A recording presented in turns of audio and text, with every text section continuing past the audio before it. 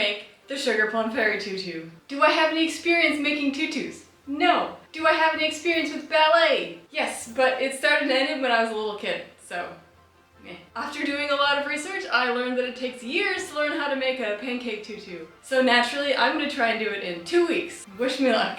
And then I got sick, so it's now more like 1 week. It is a week later than I had expected to start, but here we are. I still have a bit of a cold, but my Christmas dress is done. I've actually done a lot of research on this, and then with my time constraints, I think I'm gonna throw some of that research out the window. Oh well. So I have a bunch of pink tulle, a bunch of purple tulle, and a whole tub of stuff. This is gonna be my niece's Christmas present. Unfortunately, she has discovered my YouTube channel, and while I'm now the coolest aunt ever, there will be no spoilers, Everly. Put that out of you.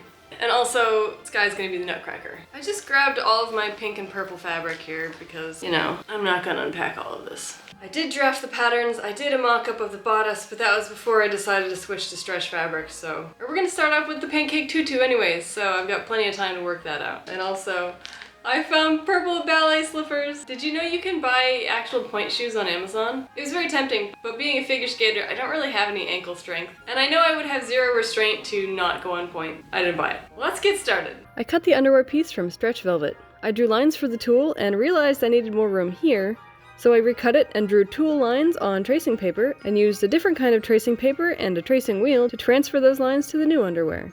One blog I read called these knickers, but I'm fairly sure they were not in the US. Next up is cutting the tulle. I generally avoid working with tulle because it's annoying, but it is required for a tutu. These strips will be folded in half, so I feathered both sides and labeled each layer. That will be very important later. I'm also doing a gradient from purple to pink, and I thought I'd better test the top layer before I cut out all 10. I fold it in half and stitch it so the tulle is pointing up to help keep the pancake pancakey and defy gravity. No wait, that's a different story. I will not be singing it for you. I'm really glad I tested that because I only used 1.5 lengths instead of 3. So I'm going to continue to cut out 2 lengths of the rest of the layers. I have all of my layers cut out. Not organized, but clearly also a dog bed. That was a lot of work. I think I'm going to organize them properly and then be done for the day.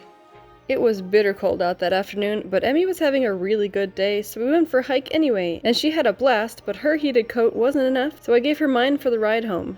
It was 3 degrees for a morning walk this morning, so the walk was pretty short. However, it does mean that the lake froze. I'd make a joke about getting my skates out, but it's not even close to being thick enough to walk on. That wouldn't be a very funny joke.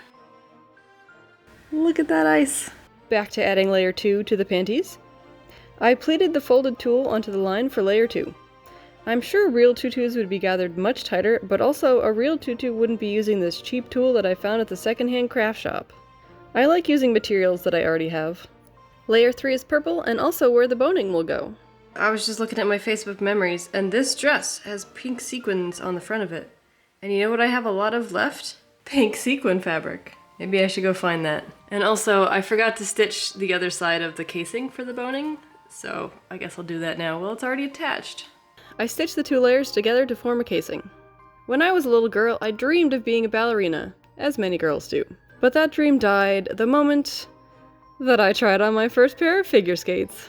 You thought that was going to be a sad story, didn't you? No, I just found something that I loved more. And if this video gets enough comments and views, maybe I'll try skating in this tutu this winter. I will not be skating in it in an indoor rink because I just died of embarrassment the last time I filmed there, and that was while wearing something normal.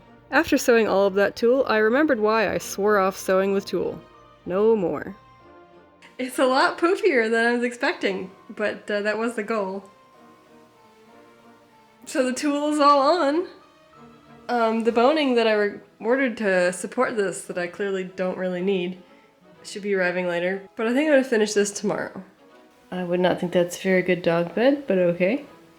I cut the basque out of the stretch velvet and attempted to pin it to the tutu, but gosh is this reminding me of why I swore off tulle. And stitching it was not any better. There was so much volume. I hemmed the leg holes with strips because I needed a little bit more fabric down there. Normally that would be done with elastic. I decided to add 2 more layers of tulle to even things out, and this has made a lot of people very angry and has been widely regarded as a bad move. Ugh. I tried to be festive and hung up Santa, but I forgot about my ferocious guard chicken.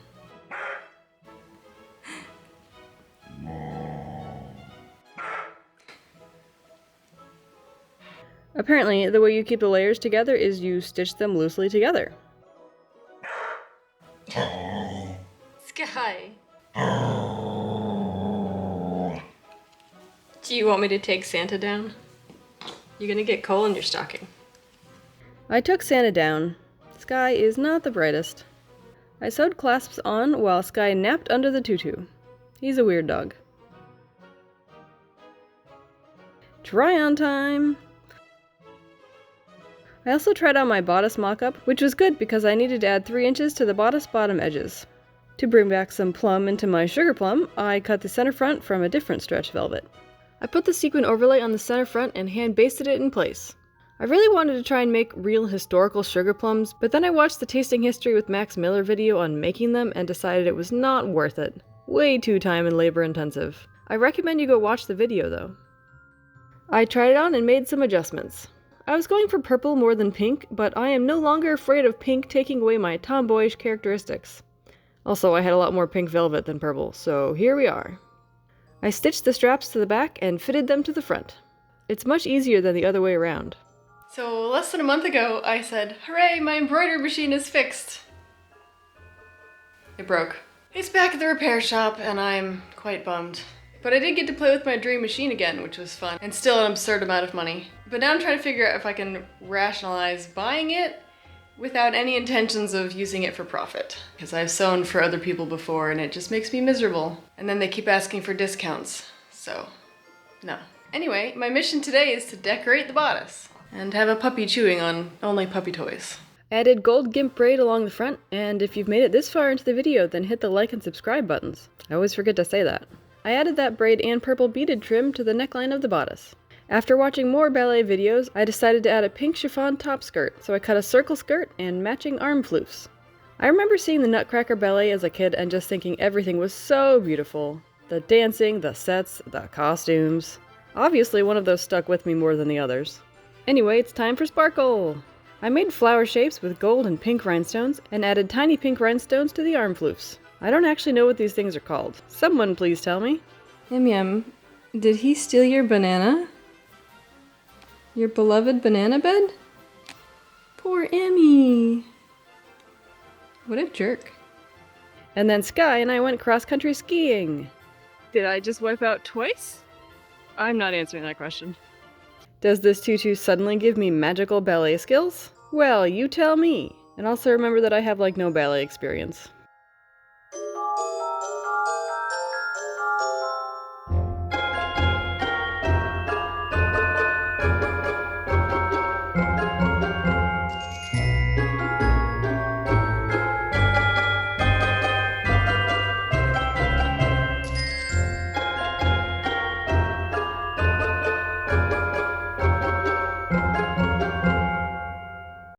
I felt very silly doing that. I have like no ballet experience. Considering how many shortcuts I took on this project, I'm very happy with the result. I had plans to do like a full out, like everything accurate ballet thing, but I got sick, I ran out of time, there's nothing I can do about that. I am covered in glitter. Does this fulfill all of my ballet dreams? I don't know. It was fun though. I also had a very patient Nutcracker. This is my last video for 2025, so I will see you guys in 2026 and I can't wait to show you what I make. And if you're planning on making anything fun, let me know in the comments, because I love talking about crafty stuff. In the meantime, I'm gonna go back to being a figure skater, because that's way more in my comfort zone. But if this video gets enough views and likes and everything, I will skate in this dress this winter. So share it with all your friends and see some silly shenanigans later on. Bye everybody!